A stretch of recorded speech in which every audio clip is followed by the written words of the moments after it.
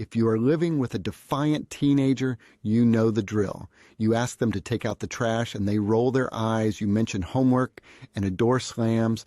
You try to set a limit on screen time and World War III erupts in your living room.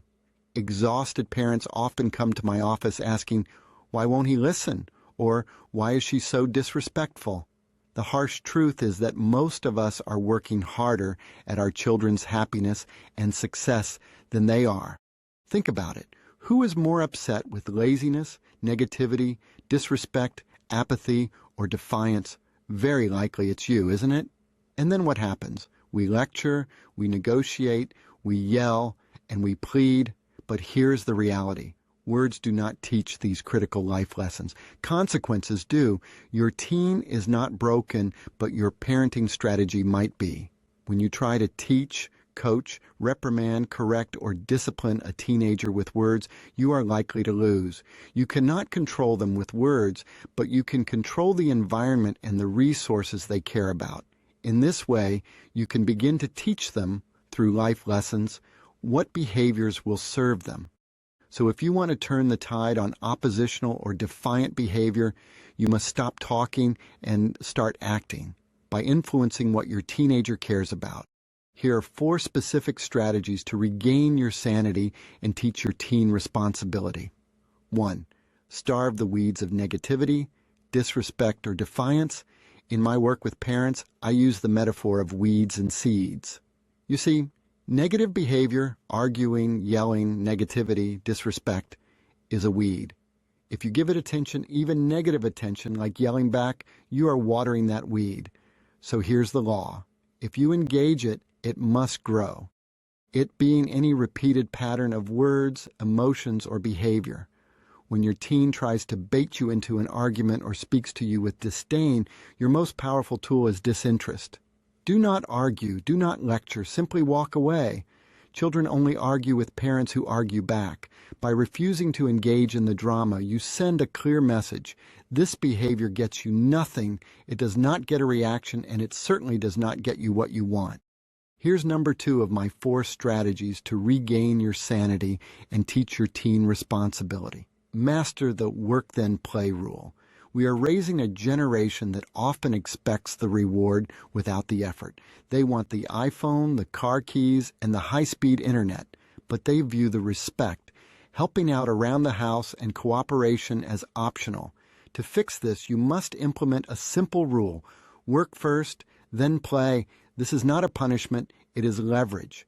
You control the goodies, the Wi-Fi password, the data plan, the transportation to friends' houses. If your teen refuses to do their homework or clean their room, do not force them. Stop nagging. Just ensure that absolutely no goodies are available until the work is done. If they choose to sit and stare at the wall rather than work, let them. Boredom is a powerful teacher. Hold out on this and they will always come around begrudgingly, but they will come around. Here's number 3 of my 4 strategies to regain your sanity and teach your teen responsibility. It's the world stop strategy for defiance.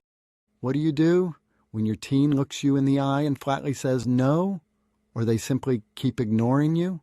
Well, first, you remember the points already discussed. These must be part of the daily understanding in your home.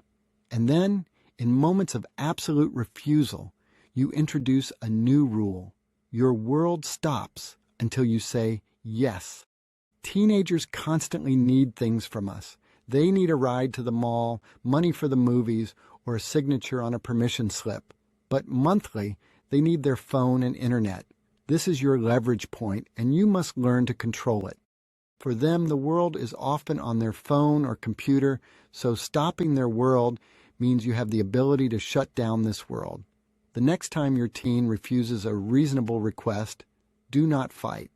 Shut down what they care about, then just wait.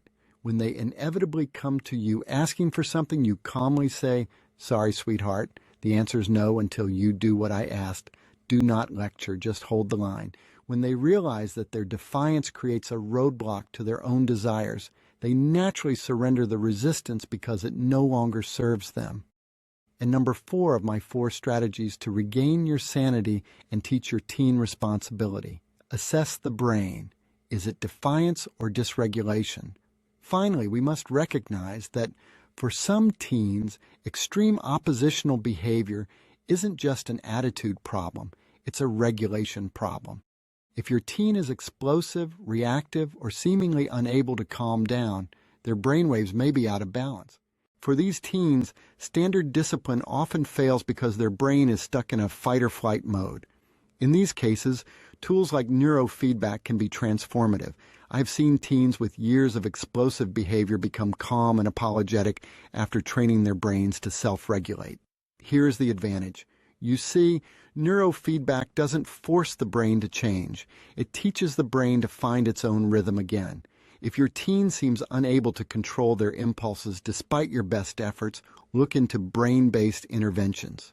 So parents, the bottom line is that you cannot force your teenager to change, but you can change how you operate. Stop working harder at their life than they are. Talk less, act more, and control the resources they care about. It won't be easy at first. Expect an extinction burst, where behavior gets worse before it gets better. But if you hold the course, you will build a home based on respect and reality. Okay, stay tuned for my next episode where we will cover the range of options available here, from the very basic to the more refined approaches to helping brains regulate. Take care now.